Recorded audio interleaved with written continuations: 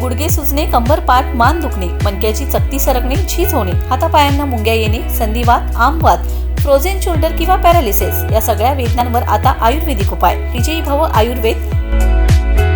गुडघे व मणक्यांच्या विकारावर विशेष आयुर्वेदिक उपचार केंद्र. नेवरी, तालुका कडेगाव, जिल्हा सांगली. पुणे त्रिमूर्ती चौक, धनकवडी. मुंबई दादर पश्चिम. आजच संपर्क करा.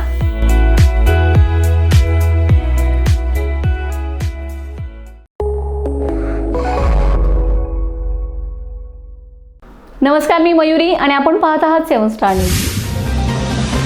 खानापूर विधानसभा मतदारसंघातील शेतकरी सुविधांच्या दृष्टीने महत्त्वपूर्ण असलेल्या विटा येथील कृषी उत्पन्न बाजार समितीमध्ये नवीन शेतकरी भवन उभारण्यासाठी राज्य शासनाकडून प्रशासकीय मान्यता देण्यात आली.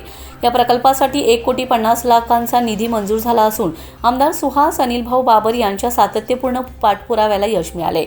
विटा हे सांगली जिल्ह्यातील महत्त्वाचे व्यापारी केंद्र असून बाजार समितीमध्ये दररोज मोठ्या प्रमाणात शेतकरी आणि व्यापाऱ्यांची वर्दळ असते. मात्र येथे अद्यावत शेतकरी भवनची आवश्यकता अनेक दिवसांपासून जाणवत होती.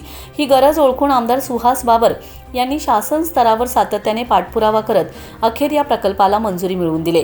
या निधीतून उभारण्यात येणाऱ्या नवीन शेतकरी भवनमध्ये शेतकऱ्यांसाठी प्रशस्त निवास व्यवस्था, बैठकींसाठी सुसज्ज हॉल, स्वच्छतागृह, पिण्याच्या पाण्याची सुविधा तसेच इतर मूलभूत सुविधा उपलब्ध करून दिल्या जाणार आहेत. त्यामुळे ग्रामीण भागातून बाजार समितीत येणाऱ्या शेतकऱ्यांना मोठा दिलासा मिळणार आहे, असे आमदार बाबर यांनी सांगितले. पुढे बोलताना आमदार सुहास बाबर म्हणाले, शेतकरी हा आपल्या अर्थव्यवस्थेचा कणा आहे. कृषी उत्पन्न समितीत येणाऱ्या शेतकऱ्यांना चांगल्या सुविधा मिळाव्यात यासाठी नवीन शेतकरी भवनचा प्रस्ताव शासनाकडे सातत्याने मांडला होता. आता या कामाला मंजुरी मिळाल्याने शेतकऱ्यांसाठी अधिक सुसज्ज सुविधा उपलब्ध होतील. राज्य शासनाच्या सहकार, पणन व वस्त्रोद्योग विभागामार्फत काढण्यात आलेल्या शासन निर्णयानुसार विटा येथील कृषी उत्पन्न बाजार समितीच्या नवीन शेतकरी भवनच्या बांधकामास प्रशासकीय मान्यता देण्यात आली. या निर्णयामुळे बाजार समितीच्या पायाभूत सुविधांमध्ये भर पडणार असून शेतकऱ्यांसाठी अधिक सुसज्ज भवन निर्माण होणार आहे.